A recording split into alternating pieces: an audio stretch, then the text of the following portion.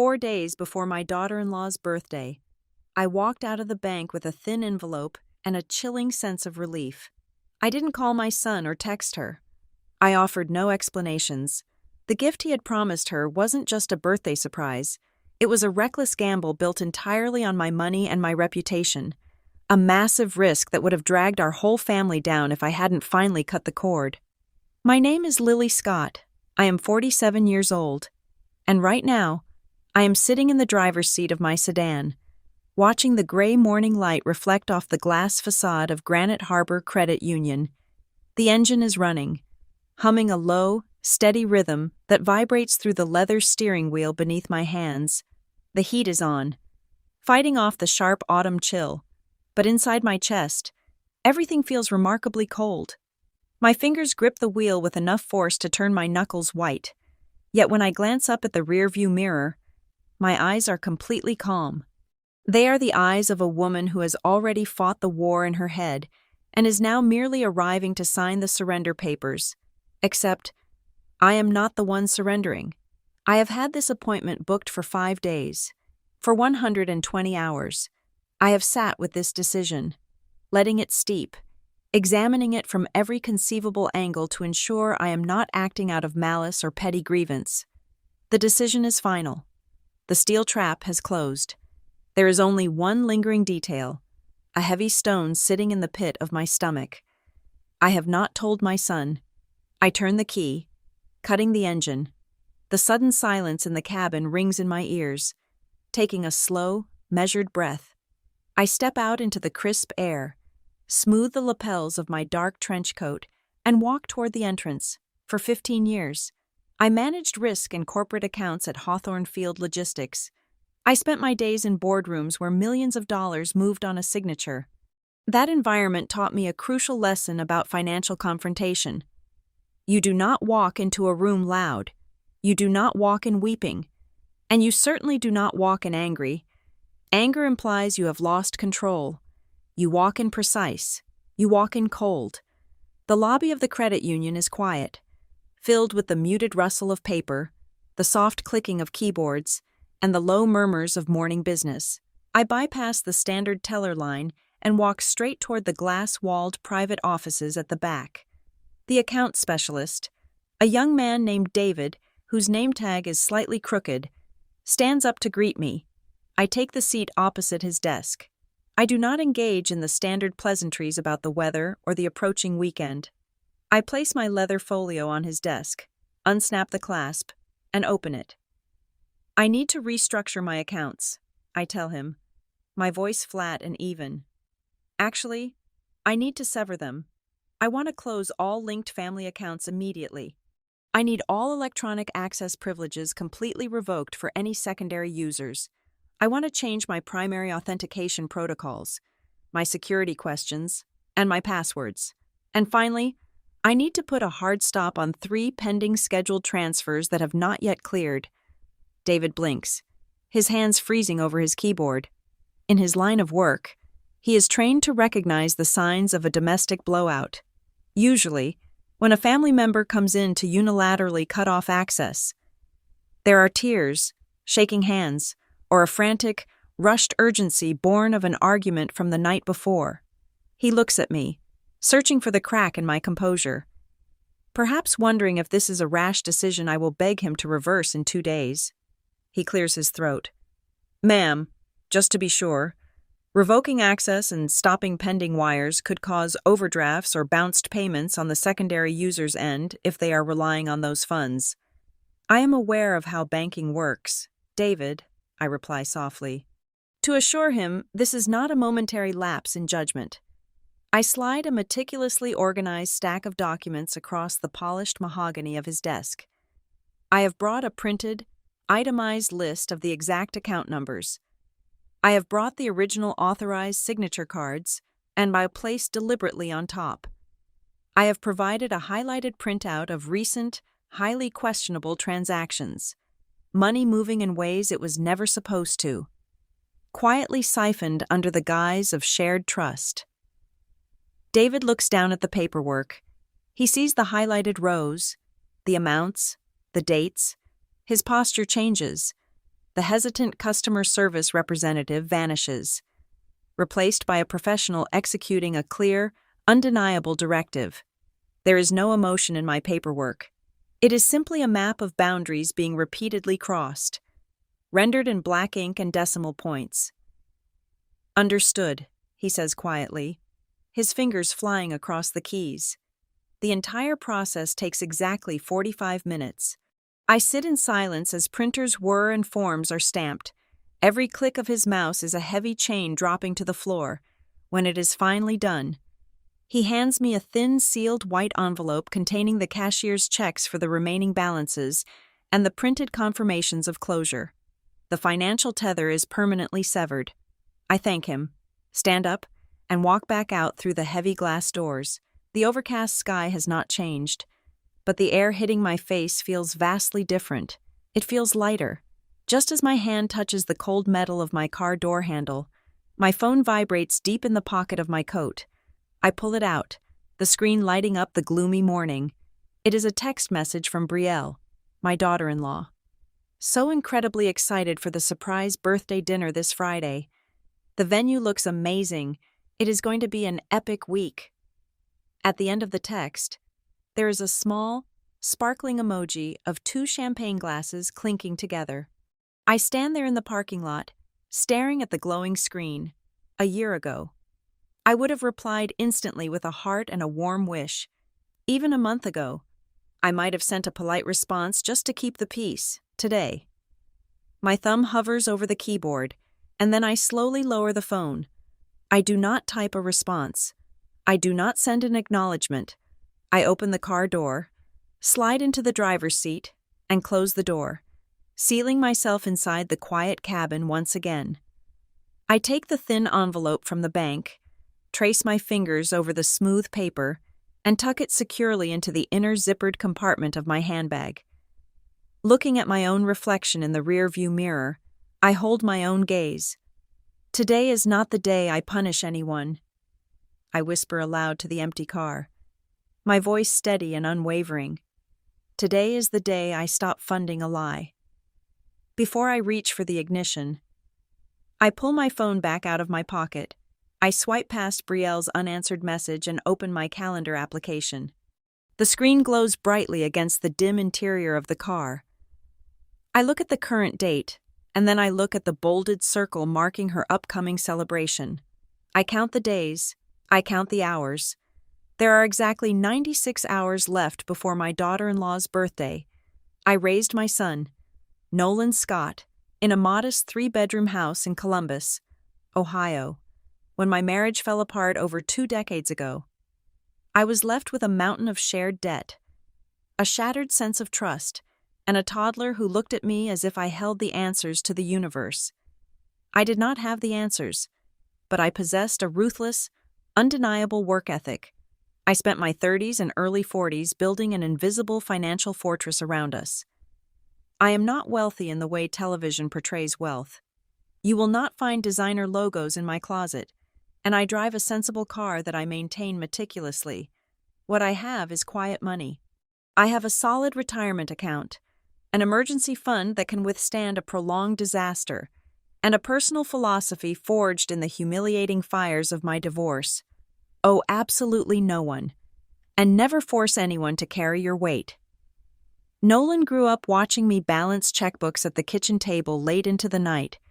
He is a smart, deeply affectionate young man with a heart so large it often eclipses his common sense, but as he grew older, I noticed a fatal flaw taking root in his character. Nolan is completely paralyzed by the thought of disappointing people. He possesses an agonizing, desperate need to be the hero, to provide, to smooth over any discomfort for the people he loves. If a friend needed a ride at 2 a.m, Nolan was awake and grabbing his keys.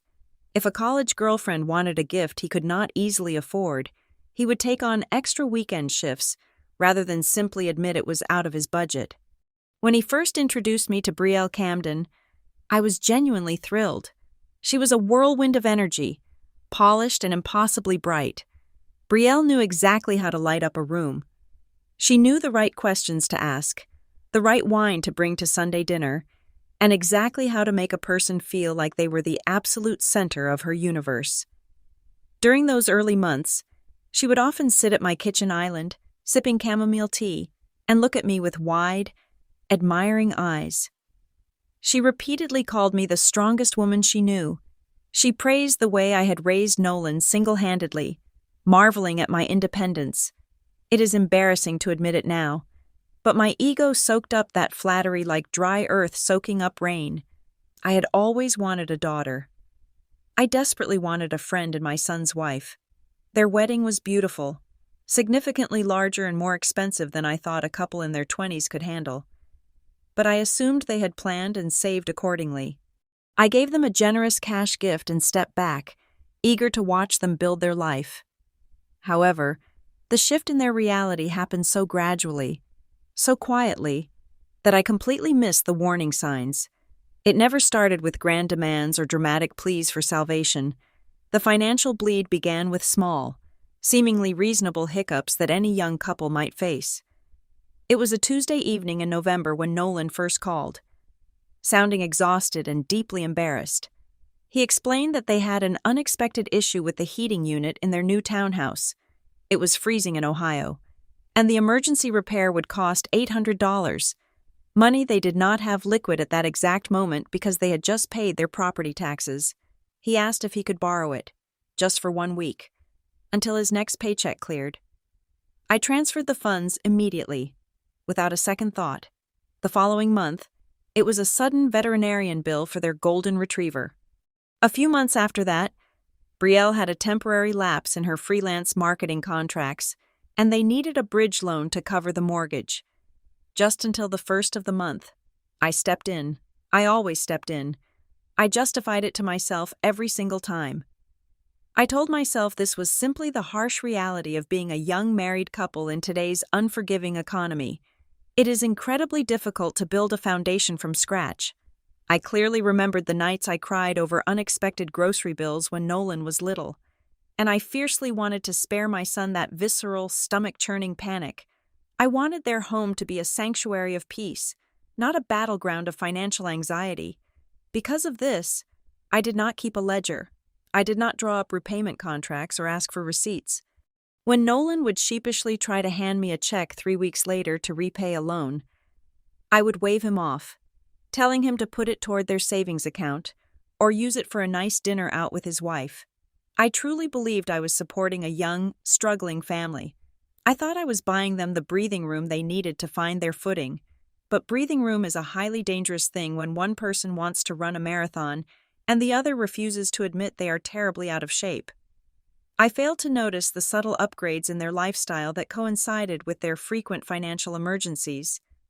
I ignored the premium organic groceries, the boutique fitness memberships Brielle posted about online, and the weekend trips they took while allegedly struggling to cover basic utilities. By quietly fixing every shortfall, by smoothing over every bounced check and late notice with a swift transfer of funds, I was fundamentally altering the reality of their marriage. I thought I was throwing them a life preserver in rough seas, but in truth, I was simply filling their swimming pool with my own water. I was the one who had taught Nolan to be responsible. Yet I became the exact reason he stopped checking price tags. Brielle realized very early on that if Nolan became stressed about money, his mother would silently, reliably make the stress disappear. She never had to directly ask me for a single dime. She only had to express a desire. Let Nolan panic about his inability to fulfill it, and wait for me to rescue him from his own feelings of inadequacy. My fierce, protective independence, the very trait Brielle claimed to admire so deeply, had been weaponized into a permanent safety net. And because I never allowed them to fall, they completely forgot how to fear the ground. The arrangement began innocently enough, born from a logistical nightmare roughly 2 years ago. Nolan had decided to leave his stable corporate position to join a boutique tech startup. It was a bold career move, but it coincided disastrously with his and Brielle's attempt to upgrade from their cramped apartment to a much larger rental house in a highly desirable neighborhood. The new landlord demanded proof of substantial liquid cash flow, or a wealthy guarantor to sign the lease. Citing Nolan's recent job change as a liability, Nolan came to me, stressed and pacing my living room floor, asking if I could simply add his name as an authorized user on my secondary checking account. This account was my overflow fund, a separate reserve I kept strictly untouched, distinct from my main retirement portfolio and my daily operating expenses. I just need to show the leasing office the balance statement. Mom, he had pleaded, running a hand through his hair. And maybe keep the card as a temporary safety net, just in case my first few startup paychecks are delayed by the payroll transition. I agreed. But I established a firm, undeniable verbal boundary right there in my living room. There was no written contract, just a mother looking her son dead in the eye. I told him the funds were for absolute, genuine emergencies only. I instructed him that he had to notify me before swiping the card, and any borrowed amount had to be replenished within 30 days. For the first several months, everything operated exactly as he had promised. I would log into my banking portal on a Sunday morning and see a meager charge for $45 at a local gas station when his debit card chip malfunctioned. Once, there was a withdrawal for $215 to cover a sudden alternator repair on his sedan. In both instances, he called me beforehand, apologizing profusely, and the exact amounts were deposited back into my account within 2 weeks. It was a functional safety net. It worked. Then, the rhythm of the transactions began to mutate. It started with a subtle shift in the spring. I was reviewing my monthly summaries when a charge for $800 glared back at me from the screen. The merchant was a boutique branding and design agency located downtown. I immediately picked up the phone and called him. When he answered, Nolan sounded rushed, his tone instinctively defensive, as if he had been rehearsing his lines. "It is an investment in Brielle's consulting work," he explained, speaking rapidly. "She needs a professional digital portfolio to land bigger corporate clients. It will pay for itself in 1 month. I swear, it is not frivolous spending. Mom, we are building her business, and the return on investment will be huge." I swallowed my unease and let the justification stand, but that single crack in the dam soon gave way to a relentless, quiet flood. By late summer, the emergency transactions had completely lost any connection to basic survival. I watched the ledger morph from utility bills and groceries into unapologetic lifestyle statements. I saw a deposit for $1,200 paid to a high-end commercial real estate leasing office. 2 weeks later, there was a charge for $450 at an exclusive, invite-only wine tasting room. The following month brought a staggering hit of $3,000, wired directly to a luxury interior furniture showroom. These were not the desperate expenses of a young couple struggling to bridge the gap between paychecks. These were the operating costs of a grand illusion. While I sat at my dining table, staring at the stark, undeniable black text of my digital bank statements, Brielle was simultaneously curating a vastly different reality on the internet. I would occasionally open my social media applications and find her face dominating my feed. She would post meticulously edited photographs of herself posing in front of exposed brick walls, holding swatches of imported velvet and Italian leather. Her captions were always maddeningly vague, but dripping with a manufactured aura of overwhelming success. She wrote at length about entering her big birthday era and dropped heavy hints about building something huge. Her comment sections were flooded with friends and followers praising her fierce entrepreneurial spirit. Not a single person in her digital audience possessed the slightest clue that the invisible foundation holding up her aesthetic empire was a middle-aged woman in Columbus, quietly watching her hard-earned reserve fund drain into a bottomless void. The most terrifying aspect of this evolution was not the vanishing money itself. It was the heavy, presumptuous silence that had begun to accompany the withdrawals. Nolan and Brielle no longer called me to ask if I could help. They no longer offered panicked, breathless explanations about unexpected water heaters or sudden veterinary bills. The boundary we had established had not merely been crossed, it had been entirely paved over.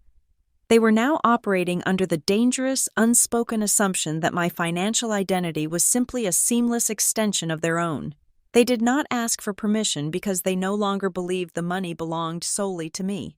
The absolute breaking point arrived late on a Tuesday evening. I had just finished brewing a cup of decaffeinated coffee and sat down with my laptop to reconcile my accounts for the month. I logged into the secondary portal, hoping to see that Nolan had finally reimbursed the $3,000 for the furniture showroom as he had vaguely promised weeks prior. The reimbursement was not there. Instead, as I navigated away from the recent activity page and clicked on the tab for pending and scheduled transactions, a block of bold, red text arrested my vision. It was not a past purchase. It was a scheduled future wire transfer, meticulously set up to execute automatically on the morning of Brielle's upcoming birthday. I set my coffee mug down on the wooden table so hard that the dark liquid sloshed over the rim, burning my knuckles. I did not feel the heat. I simply stared at the glowing screen, my heart hammering a sudden, violent rhythm against my ribs. I counted the digits. I read the requested amount out loud to the empty room, my voice trembling with a mixture of profound betrayal and icy clarity. It was $25,000. This was not a misplaced decimal point. This was not a desperate, accidental swipe of the wrong plastic card at a grocery store checkout lane. This was a deliberate, calculated extraction. It was a silent financial hijacking, scheduled to occur in the background while I was entirely unaware. Likely while I was busy wrapping a modest gift for the very woman orchestrating the theft. Sunday evening arrived with a stifling humidity that clung to the skin. I drove to their house for our traditional family dinner, though lately, these gatherings felt less like shared meals and more like theatrical performances. I parked my sedan behind Nolan's oversized sport utility vehicle, taking a deep, fortifying breath before walking up the paved driveway. The moment I crossed the threshold, the comforting scent of roasting chicken was entirely overpowered by the frantic energy vibrating through the living room. There were no sports playing quietly on the television. There was no relaxed jazz in the background. Instead, the dining table was buried under a chaotic spread of fabric swatches, printed seating charts, and a glowing tablet. "Mom, you are just in time," Brielle announced, gliding out of the kitchen with a half-empty glass of red wine in her hand. She did not offer a hug. She immediately pointed toward the dining room. "I have to show you the finalized mood board. It is going to be absolutely flawless." I took a seat at the edge of the chaos. This was supposed to be a dinner celebrating her upcoming milestone, but it was abundantly clear we were looking at the schematics for a corporate launch. She swiped across the tablet screen, revealing curated images of cascading floral arches, minimalist champagne towers, and a guest list that looked more like a local Chamber of Commerce directory than a circle of intimate friends. "It is a brand activation," Brielle declared, her eyes shining with a feverish intensity. "We are moving past small consultations. This birthday is the official rollout. I have photographers booked, and there is going to be a massive surprise that changes everything." Across the room, Nolan was aggressively focused on carving the roasted chicken. He was gripping the knife too tightly. His shoulders were rigidly drawn up toward his ears. When he finally brought the platter to the table, he avoided my direct gaze. He poured me a glass of water, cleared his throat, and attempted to steer the conversation into dangerous territory with the casualness of a man walking across a minefield blindfolded. "So, Mom," Nolan began, forcefully cutting into a piece of white meat. "How are the markets treating you lately? I was reading an article about how it is a good time to keep assets liquid. You know, just in case sudden opportunities pop up. Are your older accounts pretty flexible right now?" The bite of food in my mouth suddenly tasted like ash. He was probing. He was trying to gauge the depth of the well before he officially admitted he had dropped a heavy bucket down it. I took a slow sip of my water, letting the silence stretch just long enough to make him shift uncomfortably in his chair. "My portfolio is perfectly stable, Nolan," I replied evenly. "I keep things locked down for a reason. Predictability is the only thing that guarantees security." He swallowed hard, nodding a little too fast. Before he could formulate a follow-up question, Brielle's phone began to vibrate violently against the glass tabletop. She glanced at the screen, let out an exaggerated gasp, and stood up swiftly. "Oh, I have to take this. It is the lighting vendor. Do not talk about anything important while I'm gone," she commanded playfully, rushing down the hallway toward the guest bedroom and shutting the door behind her. The moment the latch clicked, the remaining air in the dining room evaporated. Nolan dropped his fork. He looked at the closed door, then looked at me, his face pale and slick with a thin layer of nervous sweat. He stood up abruptly and gestured toward the sliding glass doors leading to the back patio. "Come outside for a second," he muttered, already moving. I followed him out into the muggy evening air. The crickets were loud, a relentless static that matched the buzzing in my own head. Nolan paced the length of the wooden deck twice before turning to face me. He looked exactly like the terrified 7-year-old boy who had once thrown a baseball through a neighbor's window and was trying to figure out how to explain the shattered glass. "I need to talk to you about the surprise Brielle mentioned," he said, rushing the words together in a panicked blur. "It is an angel investment. I promised her an angel investment to secure a commercial lease for a high-end event studio. It is the only way she can scale the business. Mom, she has the vision. She just needs the physical space." I stood perfectly still, letting the reality of his words wash over me. An angel investment. That was the sanitized, corporate phrasing he was using to describe a $25,000 unauthorized extraction from my bank account. "It is a significant amount," he continued, his hands pleading in the air. "But I have a solid plan. I just need you to front the initial capital to secure the location and pay the vendors. I am already applying for commercial loans, and I have a lead on some local sponsorships. I will pay you back the second the financing clears. I just need you to float this for a few weeks so she does not lose the space." He looked at me with desperate, wide eyes, waiting for the familiar nod. He was waiting for me to pull out my checkbook and make his panic disappear. Just like I had done with the broken heater, the veterinarian bills, and the mortgage gaps. I crossed my arms over my chest. I kept my voice incredibly low, devoid of any maternal warmth. "Nolan, let me ask you a very simple question. Did you promise your wife this investment before you actually had the money? Or did you secure the money and then make the promise?" The question struck him physically. His mouth opened, but no sound came out. He blinked, looking away toward the dark tree line at the edge of the yard. His silence was deafening. He had written a check with his mouth that his bank account could not cash, fully expecting my invisible hand to guide the pen, before the suffocating quiet could break. The glass door slid open behind us. Brielle stepped out onto the patio, her face flushed with absolute victory. "They agreed to the suspended floral installation," she cheered. Wrapping an arm around Nolan's rigid waist, she beamed at me, entirely oblivious to the heavy, freezing tension radiating between my son and me. I was a little worried about the deposit, but I just reminded them that my in-laws are fully backing the project.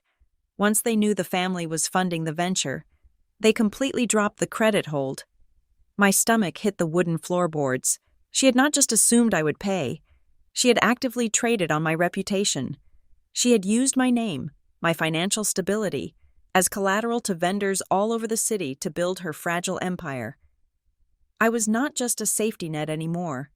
I was an unwilling guarantor. Nolan closed his eyes, a muscle feathering violently in his jaw. He knew she had said too much. He knew she had just exposed the rotting framework of his grand gesture. They both looked at me. Brielle was expecting shared excitement. Nolan was bracing for a massive explosion. I provided neither. I uncrossed my arms, smoothed the front of my blouse, and offered a soft, perfectly polite smile. "Well," I said, my voice steady and completely light, "it certainly sounds like you two have an incredibly ambitious plan. I wish you the absolute best of luck pulling it all together." I turned and walked back into the house to gather my purse. I did not yell. I did not throw my water glass against the patio stones. I calmly said my goodbyes, walked out to my car, and drove home in complete silence. But the moment I pulled into my driveway and turned off the ignition, my mind was already moving with lethal precision. I was done asking questions. Tomorrow morning, I would audit every single document, every email, and every bank statement I could get my hands on. Monday morning, my house was enveloped in a heavy, absolute silence. I did not get dressed for work. Instead, I called my department supervisor at Hawthorne Field Logistics and requested one personal day. I offered no dramatic excuses or emotional explanations over the phone. I simply stated that I had an urgent administrative family matter to resolve, and I would be unreachable until Tuesday. I brewed a remarkably strong pot of dark roast coffee, carried my mug to the dining room, and systematically cleared off the entire surface of my heavy oak table. I brought out my laptop, my heavy-duty laser printer, a fresh ream of bright white paper, and 3 different colored highlighters: yellow for established facts, pink for unauthorized assumptions, green for outright fabrications. I was not operating as a mother nursing a wounded heart. I was operating as a senior financial auditor investigating a corporate breach. I began by logging into our legacy family email account. This was an old, shared digital address we had established when Nolan was merely in high school, used primarily to manage his college applications, household subscriptions, and shared digital drives. I rarely checked it anymore, but because I was the original administrator, I still had full visibility. I typed Brielle's name and the word lease into the search bar and pressed enter. 14 pages of correspondence immediately populated the screen. I opened a lengthy thread between Nolan and a commercial leasing agent representing a high-end property situated in the downtown arts district. Reading my own son's words felt exactly like reading the diary of a calculating stranger. The leasing agent had clearly been pushing Nolan for a solid guarantor, noting the lack of established business credit for Brielle's new venture. Nolan had replied with a carefully constructed, masterfully evasive paragraph. "While the business entity is currently registered in my wife's name," Nolan wrote, "the primary financial backstop for this expansion is my mother. She has been fully briefed on the initial capital requirements, and her private portfolio is highly liquid. We are currently finalizing the internal transfer of funds to cover the deposit and the first 6 months of rent." My breath caught in my throat. He did not forge my physical signature on a legally binding commercial lease. He was entirely too smart, or perhaps just too cowardly, to commit blatant, actionable fraud. Instead, he had painted a masterpiece of implied, unwavering consent. He had weaponized my reputation and my financial stability, using it as a heavily implied collateral to ensure the leasing agent felt secure enough to hold the premium space and waive the initial credit block without demanding my direct signature right away. He deliberately led third-party vendors to believe I was fully aware and enthusiastically supportive of funding this fantasy. I picked up my cell phone and scrolled past my personal contacts. Bypassing friends who would offer me sympathetic tears, I needed sharp teeth, not a shoulder to cry on. I called Arthur Vance. Arthur was a senior civil litigation attorney I had collaborated with during several rigorous compliance audits at my logistics firm. We were not close friends, but we possessed a deep, mutual respect for each other's ruthless efficiency and discretion. "Lily," Arthur answered on the second ring, his voice crisp and awake. "What can I do for you this morning?" I laid out the entire situation in sterile, purely objective terms. I explained the architecture of the shared checking account, the strict verbal boundaries I had established, the recent unauthorized vendor communications I had just uncovered, and the pending outbound wire transfer. Arthur let out a low, breathy whistle through the receiver. "It is a dangerous gray area, Lily, because he has not physically forged your signature on a binding financial contract. It is not criminal fraud in the traditional sense, but it is absolutely a textbook case of misrepresentation if that new business fails to launch or defaults on its agreements. Those commercial vendors will immediately come looking for the deep pockets he promised them. You are exposed. You need to build a massive firewall today." He provided me with 3 precise, Non-negotiable directives. First, completely sever all digital and financial access at the institutional level. Second, draft a formal, written notice of non-involvement and send it directly via email to any vendor or landlord he had communicated with, explicitly stating, "I am not an investor. I am not a guarantor, and any commitments made using my name are entirely void." Third, preserve every single digital footprint and print physical copies before initiating any sort of confrontation. I thanked Arthur, ended the call, and turned my attention back to the banking portal. I needed to verify the metadata on the scheduled wire transfer I had discovered the night before. I needed to know exactly when he had built the trap. I clicked into the transaction details and reviewed the audit information attached to the scheduled wire. The timestamp revealed that the transfer had been officially scheduled nearly 3 weeks ago. Furthermore, I noticed a detail I had missed in my initial shock. The execution date was set to clear exactly 2 days before Brielle's grand birthday event, 48 hours prior. That specific mathematical detail hit me significantly harder than any surge of immediate anger could. It struck a deep, profoundly hollow chord in the very center of my chest. 3 weeks ago, Nolan had sat at this exact dining table. He had smiled at me across the room, eaten the roast beef I prepared, and casually asked about my week, already knowing he had planted a digital time bomb in my financial accounts. He had timed the release perfectly. Setting the transfer to clear exactly 2 days before the party meant the funds would process just in time to pay the final vendor invoices, leaving me absolutely no operational window to stop it or dispute the charge without effectively detonating his wife's milestone celebration. He was banking entirely on my silence. He was calculating, with chilling accuracy, that I would rather quietly swallow a massive financial loss than cause a public scene and humiliate him in front of Brielle's friends. I suddenly understood that this was not a desperate, panicked son making a foolish, last-minute gamble because his back was against the wall.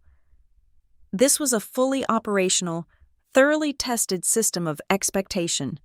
He had built his entire marital strategy around the absolute certainty that his mother would automatically clean up the mess to protect his fragile image. I closed the laptop slowly. The screen went black, reflecting a distorted image of my own face back at me. The lingering sadness and maternal guilt that had been hovering at the edges of my mind completely evaporated, replaced instantly by a cold, surgical resolve. If I called him right now, if I drove to his house and confronted him, it would immediately devolve into an emotional hostage situation. He would panic. Brielle would cry and play the victim, and they would ultimately accuse me of trying to violently sabotage their future out of spite. They would use my raw anger to completely control the narrative, making me the undisputed villain of their story. I decided in the absolute quiet of my dining room that there would be no arguments today. I would not scream into the telephone. I would not demand tearful apologies. Engaging in an argument heavily implies that there is still a negotiation to be had, and I realized there was absolutely nothing left to negotiate. I would meticulously and systematically block every single financial artery first. I would let the unauthorized money dry up completely. And then, only when I held all the cards, would I allow the conversation to happen. On Tuesday morning, exactly 3 days before the scheduled celebration, I executed the final phase of my severance plan. I did not return to Granite Harbor Credit Union. Instead, I drove across town to a large national bank where neither Nolan nor Brielle had any established history. I walked in, presented the cashier checks I had secured the previous day, and opened a brand new, solitary account. I demanded the highest level of security available. I established fresh 2-factor authentication, linked strictly to a newly purchased secondary mobile phone device I kept locked in my glove compartment. I explicitly instructed the bank manager to place a hard fraud alert on my profile. I told him that if anyone called claiming to be a family member attempting to access information, they were to be immediately denied and flagged. Once the new foundation was poured, I sat in the quiet interior of my car and dialed the toll-free number on the back of my primary premium credit card. This was the line of credit attached to the physical secondary card Nolan kept in his wallet for his so-called emergencies. A polite customer service agent answered on the first ring. I requested an immediate revocation of all authorized user privileges for Nolan Scott. I instructed her to instantly deactivate his physical piece of plastic and place a temporary freeze on the entire account while I conducted a thorough audit of the pending charges. The agent confirmed the action. With a single click of a button on her end, the limitless safety net Nolan had been relying on turned into a useless, dead piece of plastic. My next task required surgical precision. I opened my laptop right there in the driver's seat, tethered it to my cellular data, and drafted 2 separate emails. The first was addressed to the commercial leasing agent handling the downtown showroom property. The second went to the primary event production vendor who was supplying the suspended floral arrangements and custom lighting. I kept the tone strictly professional, devoid of any maternal bitterness or dramatic flair. I did not insult my son. I did not expose his lies or call his wife delusional. I simply stated the cold, hard legal facts to protect myself from any impending fallout. "To whom it may concern," I typed, my fingers striking the keys with deliberate force. "I am writing to formally clarify my position regarding the upcoming business venture and event scheduled under the name Brielle Scott. Please be advised that I am not an investor.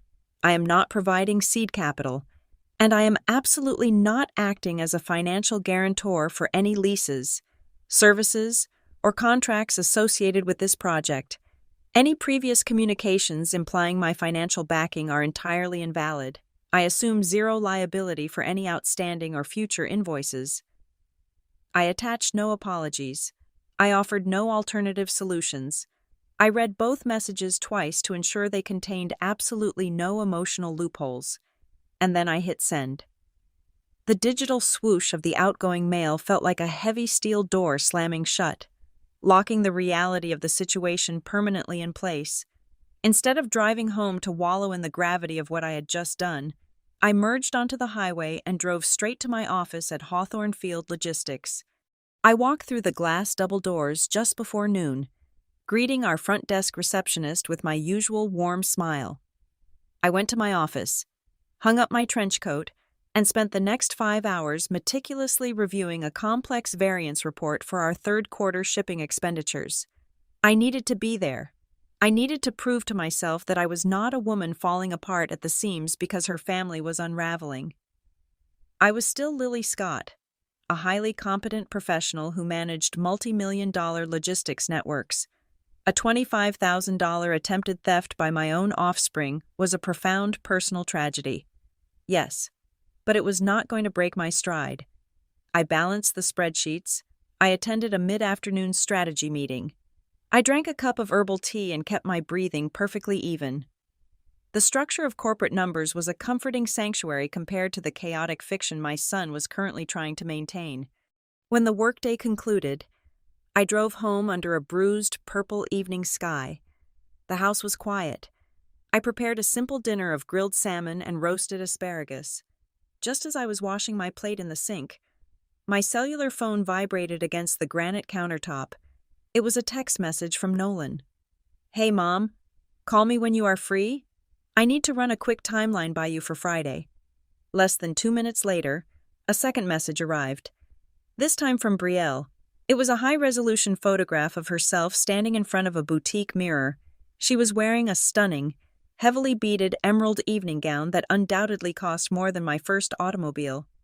"The dress for the big reveal," her accompanying text read. "I cannot wait for you to see everything come together. It is going to be magic." I dried my hands on a kitchen towel. I walked over to the counter and looked down at the glowing screen. I felt a brief, hollow pang in my chest for the naive girl Brielle had once been when I first met her, and a much sharper ache for the honorable man I had mistakenly thought I raised. But the pity was fleeting, quickly swallowed by the sheer exhaustion of their relentless charade. I left the messages unanswered. No polite acknowledgement. No invented excuse about being too tired to talk. I simply reached out, flipped the phone face down onto the cold stone counter, and walked away. I moved to the hallway where I kept a large physical paper calendar pinned to a corkboard. I uncapped a thick black marker. I looked at the square denoting the current date, exactly 3 days before the grand illusion was scheduled to take place. With a steady hand, I wrote a single, definitive phrase across the white space. No more rescue. 2 days before the event. Exactly 48 hours left on the invisible clock ticking down in my mind. The air in my office was thin, vibrating with a tense, coiled energy. At exactly 9:45 in the morning, my cell phone began to vibrate violently against my mahogany desk, dancing across the polished wood. The caller identification displayed Nolan's name. I let it ring 3 times, allowing the heavy silence of the room to settle around me. Then, I picked it up. "Mom, something is wrong with the portal," he stammered, his voice breathless, rushed, and entirely stripped of its usual confident cadence. "The wire transfer bounced back. The system says my login credentials are invalid. I need you to call customer service right now. The funds absolutely have to clear today or we lose the venue deposit."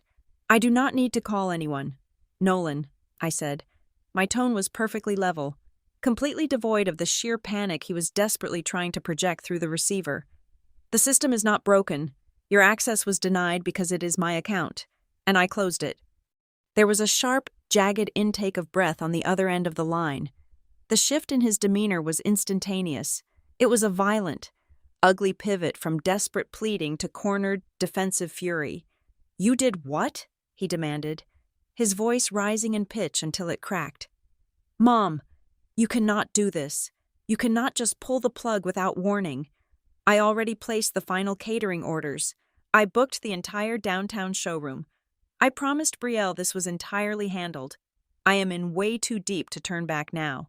Do you have any idea how bad this makes me look?" I leaned back in my leather chair, staring at the muted financial news playing on the television across my office. "Let me ask you a very clear question, Nolan," I replied, slicing through his rising hysteria with surgical precision. "Did you make those massive promises using your own income, or did you make them using the money you assumed I would never dare to keep from you?" The line went entirely dead for 5 agonizing seconds. He had no defense.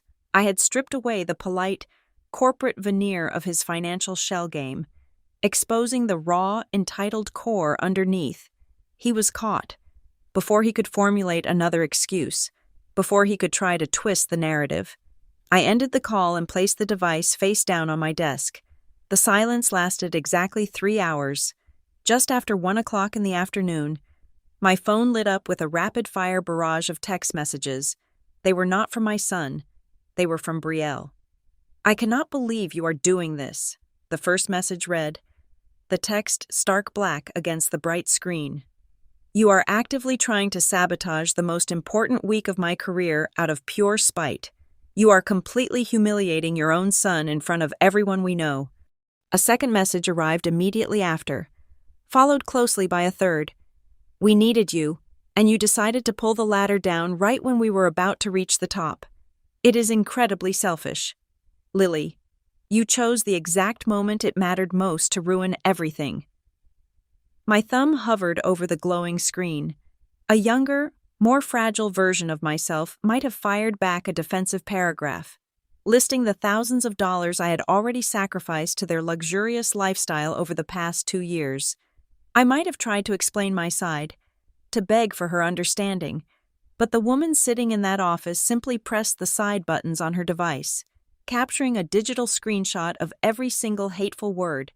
I saved the images to a secure digital folder and locked the screen. I recognized the tactic perfectly.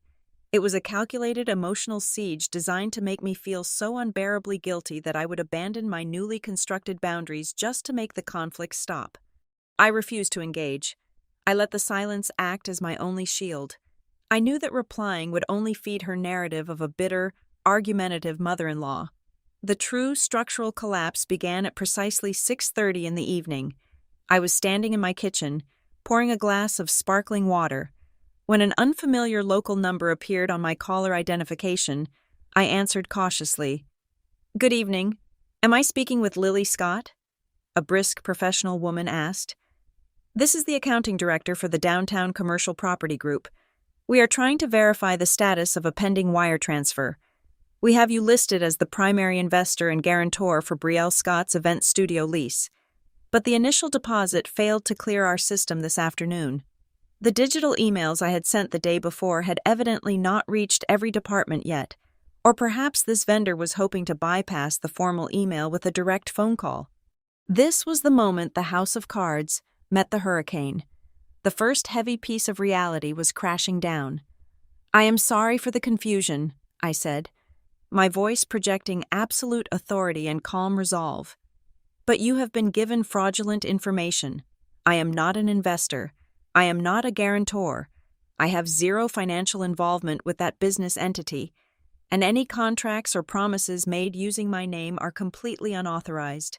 I suggest you contact the individual who signed your paperwork directly to resolve your missing funds." The woman on the line let out a quiet gasp, her professional composure fracturing instantly. "Oh, I understand. Thank you for your time, Ms. Scott." The call disconnected. The dominoes had officially begun to fall, and they were going to fall hard and fast. Late that night, long after I had turned off the lights and climbed into bed, my phone screen illuminated the dark room one final time. I watched the screen glow until the ringing stopped. I did not answer. It rolled to voicemail. A minute later, I listened to the recording in the pitch black. Nolan's voice filled the quiet bedroom. It was no longer angry. It was not entitled or demanding. He sounded completely broken, his words thick with a raw, suffocating terror. "Mom," his hoarse voice whispered through the speaker, "please call me back. The venue management just called me. They are threatening to lock the doors and cancel the contract by tomorrow morning if they do not have the money in hand. Brielle is crying in the bathroom and she will not come out. You cannot actually do this to us. Please tell me this is just a lesson.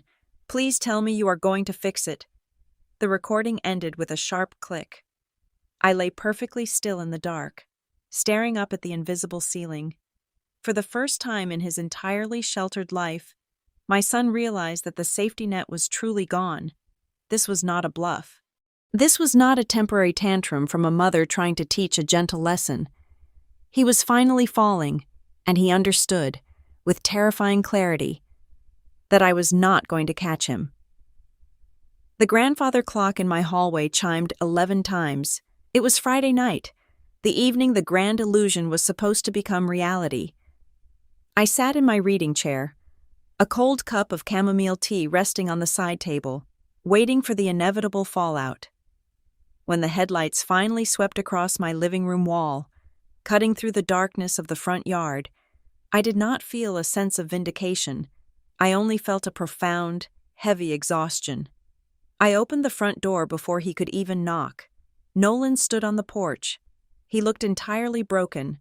His expensive tailored suit jacket was wrinkled and slung over one shoulder. His tie was pulled loose, and the vibrant, confident energy he usually carried had completely evaporated. He did not look like an ambitious entrepreneur. He looked like a man who had just survived a terrible car crash. I stepped aside, allowing him to enter. We walked into the kitchen in absolute silence. I did not ask how the party went. I walked over to the coffee maker and began brewing a fresh, strong pot. He locked the doors. "Mom," Nolan said. His voice was entirely hollow, dropping into the quiet space of the kitchen like a stone into a dry well. The property manager stood inside the glass lobby with his arms crossed. 30 of Brielle's most important contacts, her friends, potential clients, they were all standing on the sidewalk in their evening gowns. He told us the contract was void due to non-payment. He humiliated us right there on the street.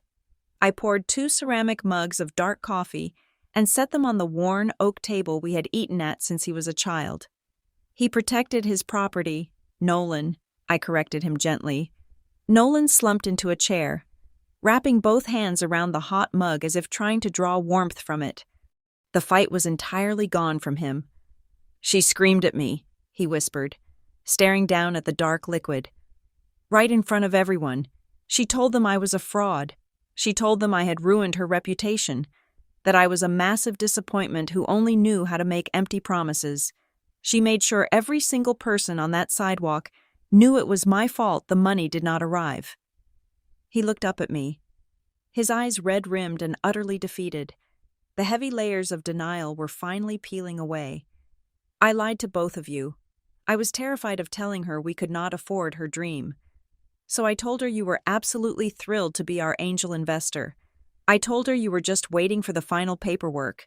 And I told you it was just a small, intimate dinner because I thought I could magically secure a bank loan before the deadline and cover the tracks. I sat down across from him. I did not raise my voice, but I did not offer a comforting platitude either. I reached over to the kitchen counter and picked up the thick manila folder I had started on Monday and added to all week. I placed it squarely between us. I know you lied, Nolan, I said softly. But you need to understand that you were not the only one orchestrating a deception. I opened the folder. I slid the printed emails across the wood. I showed him the messages sent from our legacy family address to the vendors. I showed him the exact phrasing used to guarantee my financial backing. Then, I slid over the screenshots of Brielle's vicious text messages to me. And finally, a printed copy of a vendor proposal I had secured after calling the catering company to formally withdraw my name. Nolan frowned, leaning in to read the proposal. His confusion deepened. I did not write this, he said, tapping a paragraph near the bottom of the catering contract. I negotiated the food, but I never sent them this finalized confirmation stating your portfolio was securing the invoice. I was waiting on the bank approval. Look at the timestamp, I instructed him. Look at the sender. He traced his finger across the paper. The color drained completely from his face.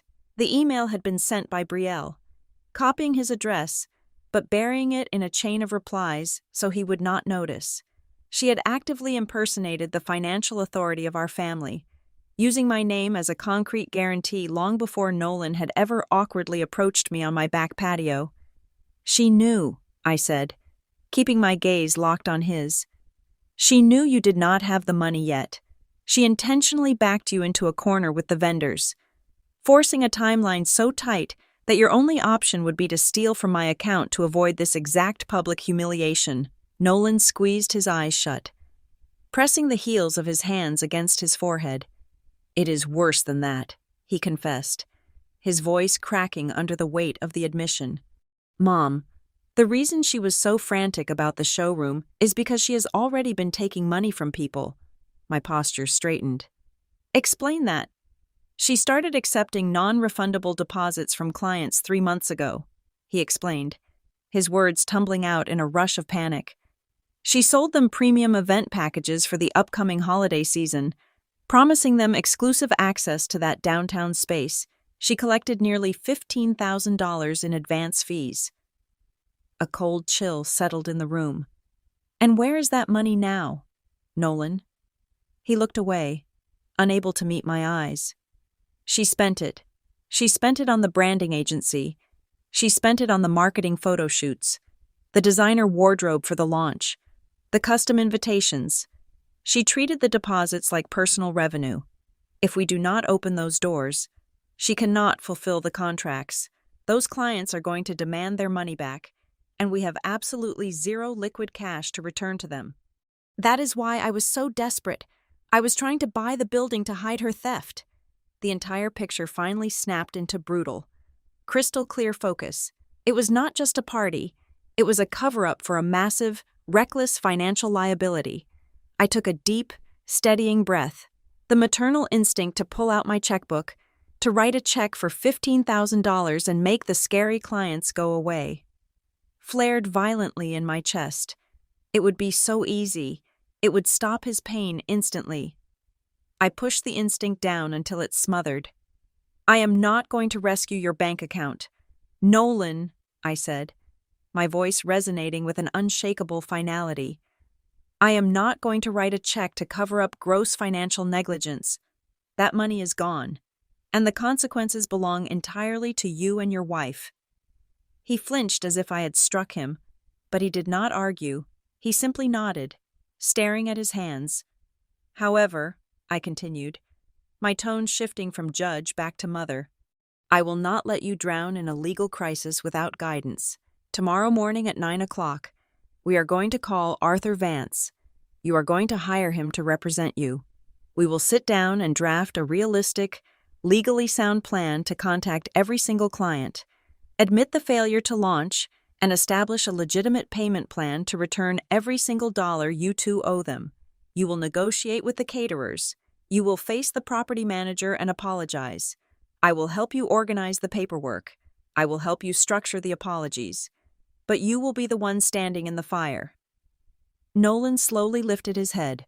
The terror was still there, swimming in his eyes.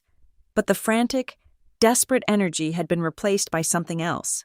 It looked remarkably like acceptance. He realized I was offering him something vastly more valuable than a cash bailout. I was offering him a way to salvage his integrity. He reached across the table and pulled his coffee mug closer. He took a long, slow sip. I picked up my own cup. The house was completely quiet, save for the hum of the refrigerator. We sat there at the old wooden table, bathed in the dim light of the stove hood, drinking our coffee in silence. It was a heavy, painful moment, but as I looked across the table at my exhausted, humbled son, I realized something profound. For the first time in over 10 years, we were finally having a conversation between two adults. The following morning, the kitchen table was no longer a place of revelation. It had become a war room.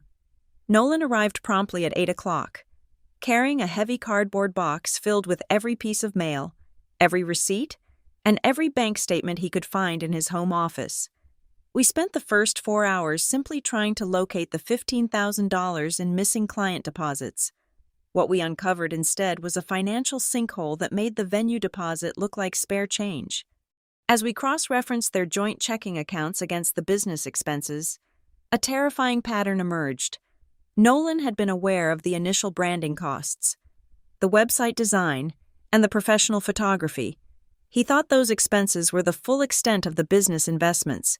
He was entirely unaware that 6 months prior, Brielle had leveraged her newly registered limited liability company to open a massive commercial credit line. She had not used that credit to buy event inventory or secure warehouse space. She had used it to fund her curated digital lifestyle. The statements revealed thousands of dollars spent at luxury salons, exclusive weekend retreats, and high-end boutiques. She was financing the illusion of a successful executive using high-interest commercial debt, entirely shielded from Nolan's view because the statements went directly to her private business email. While Nolan sat pale and shaking, staring at a balance that exceeded $60,000, his cellular phone vibrated. It was a lengthy, furious text message from Brielle's mother.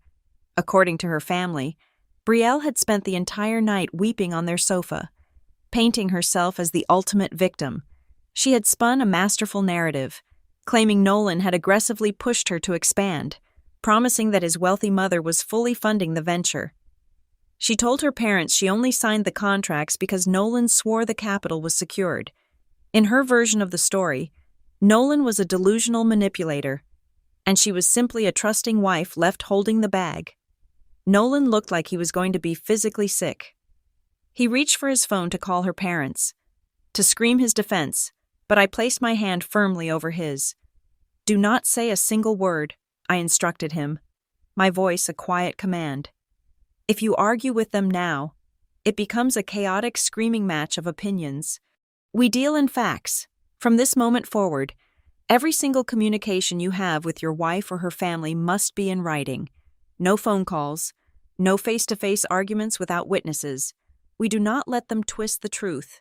He nodded slowly, setting the phone face down. I turned my attention back to the digital files Nolan had downloaded from the shared business drive. I was looking for the original catering contracts when I found a document titled Sponsorship Proposal Final Draft. I opened the file.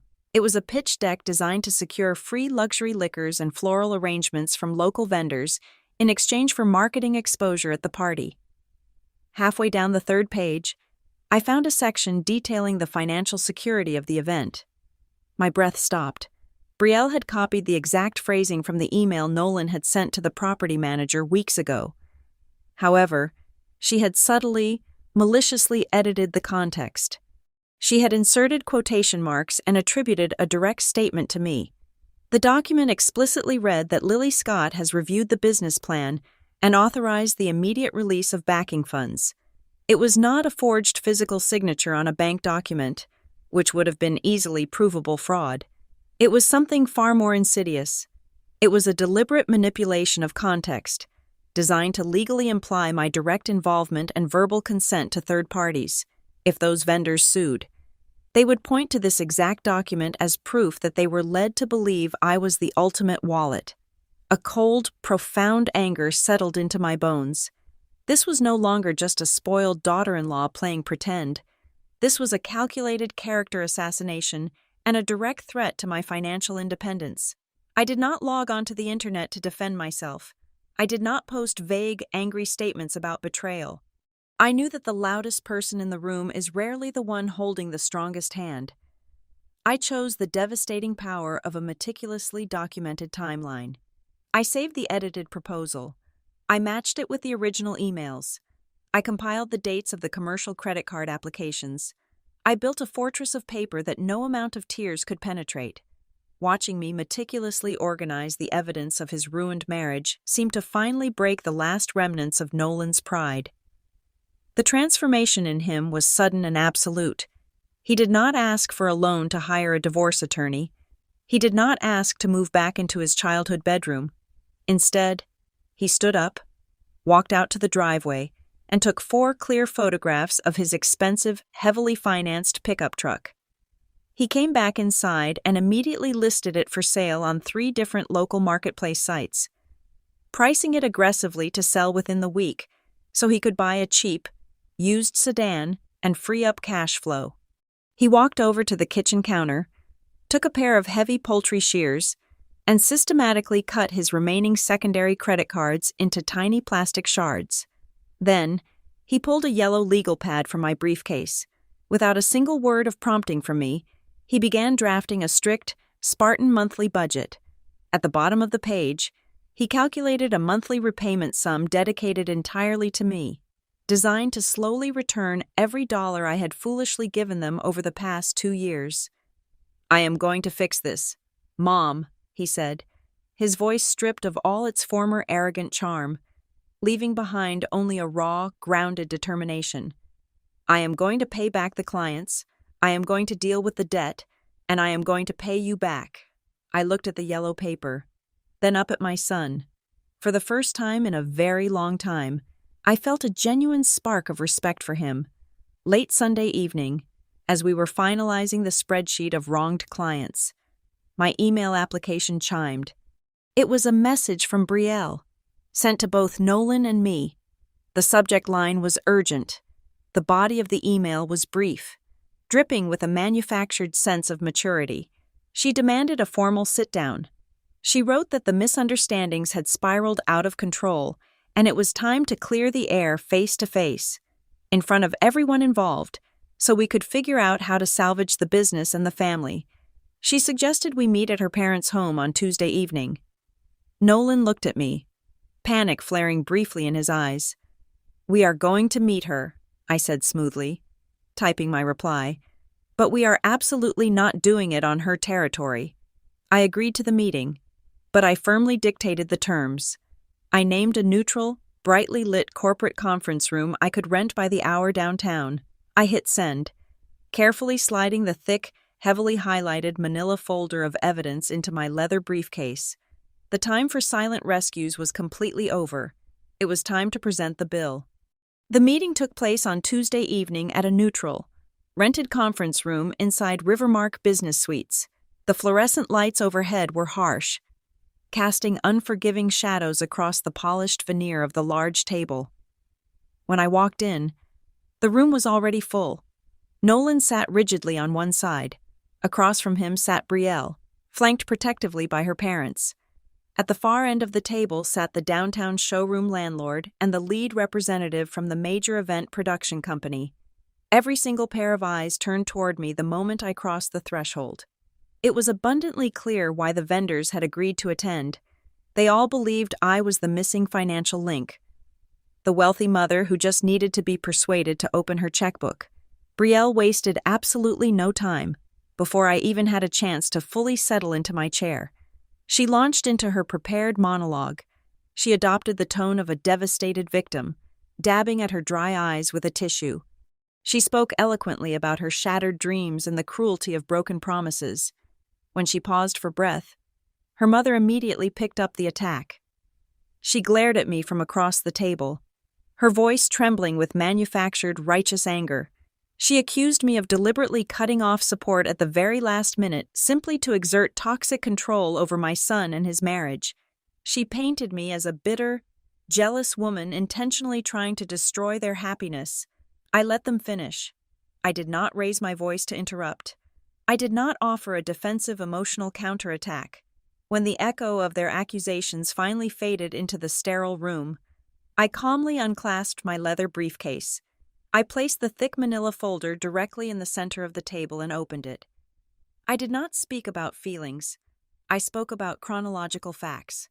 I slid the first document forward, showing the exact date and time of the unauthorized $25,000 wire transfer Nolan had attempted to schedule. I laid out the bank confirmation of my account closure, my formal emails explicitly refusing any role as a financial guarantor, and the text messages completely negating any supposed investment commitments. Then, I delivered the final, devastating blow. I pulled out a single, highlighted piece of paper and slid it directly toward the vendors. It was an email correspondence dated almost a full month before Nolan had ever awkwardly approached me on my back patio for an angel investment. In this message, sent to a prominent local caterer, Brielle had explicitly used the phrase, "our investor," his mother, to secure a premium booking. As you can see, I addressed the room, my voice steady and crystalline. The pressure campaign to force my hand was constructed long before I was ever even informed of this business venture. I did not pull the rug out at the last minute. I was never standing on the rug to begin with. The shift in the room's atmosphere was instantaneous and violent. The showroom landlord picked up the email, read it twice, and dropped it onto the table as if it were on fire. His posture changed completely. He looked away from me and turned his furious gaze directly onto Brielle and Nolan. He realized instantly that I possessed zero legal or financial obligation to him. The immense legal pressure seamlessly transferred back to the two people who had actually signed the contracts and accepted the fraudulent client deposits. Brielle opened her mouth to pivot, to spin another lie, but before she could speak, Nolan stood up, for his entire life. Nolan's instinct had been to shield the people he loved from discomfort, to blindly defend his partners even when they were wrong.